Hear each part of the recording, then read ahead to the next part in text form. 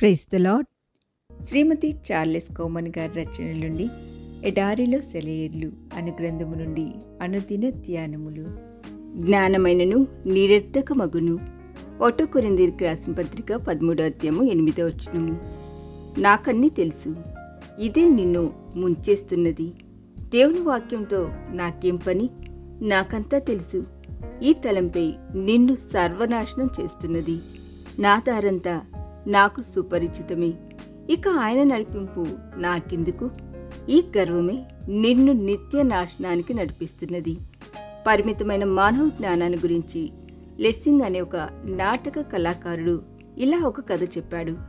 చాలా కాలం క్రితం ఒక రాజు తన కోసం ఒక అందమైన అంతఃపురాన్ని నిర్మించుకున్నాడు. దాని పునాది ప్రణాళికలను గురించి కొందరు భవన నిర్మాణకుల మధ్య చాలా సంవత్సరాల వరకు వివాదం కొనసాగింది.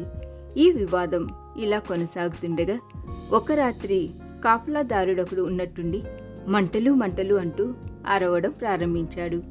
అప్పుడు ఆ భవన నిర్మాణకులు తమ చేతనున్న నిర్మాణ ప్రణాళికలను చేతపట్టుకుని మంటలు ఎక్కడి నుండి వస్తున్నాయో కనుగొనేందుకు అటు ఇటు పరుగులు తీయడం ప్రారంభించారు.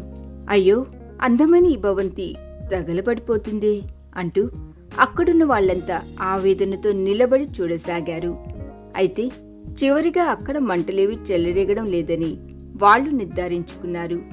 వాస్తవానికి ఆ రాత్రి సమయంలో ఉత్తరపు వెలుగులు ఆ భవంతిపై పడడంతో అది దేదీప్యమానంగా ప్రకాశించడం ప్రారంభించింది. చూపరులకు ఆ వెలుగులు అగ్ని జ్వాలల్లా కనిపించాయి. ప్రపంచంలో జ్ఞానము అభివృద్ధి చెందవచ్చు.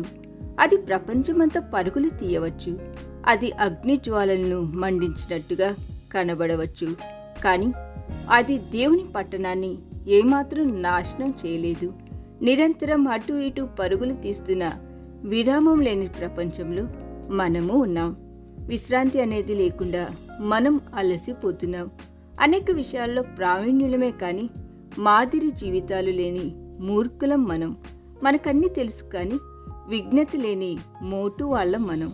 గొప్ప వేదాంతవేత్తలుగా పిలువబడాలని ఆశిస్తాం, కానీ చిన్న పిల్లల్లా పిలువబడాలని అనుకోము.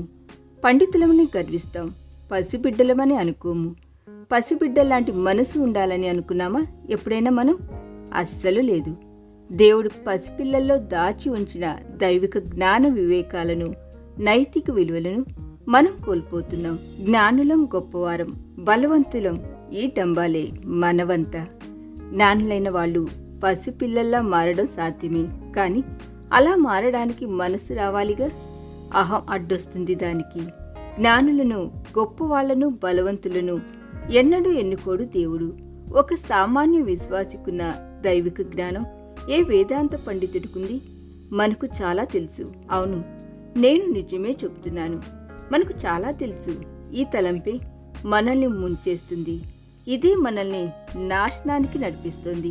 నీకన్నీ ఉన్నాయి, కానీ దేవుని వాక్యం లేని దరిద్రుడివి. ఎన్నెన్నో అన్వేషిస్తావు, కానీ సత్యవాక్యాన్ని అన్వేషించలేని అసమర్థుడివి.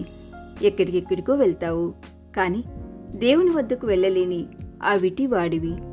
ఎందరి సలహాలను తీసుకుంటావు, కానీ దైవిక సలహాలు తీసుకోలేని అహంకారివి. అందరి నడిపింపును కోరుకుంటావు, కానీ దైవిక హస్తపు నడిపింపును కోరుకోలేని దౌర్భాగ్యుడివి. నాకన్నీ తెలుసని అనుకుంటావు, కానీ నీకేం తెలియదని తెలుసుకోలేని అజ్ఞానివి. ఈ దిన ధ్యానము మనందరి ఆత్మీయ జీవితమునకు ఆశీర్వాదకరముగా ఉండునుగాక. ఆమేన్.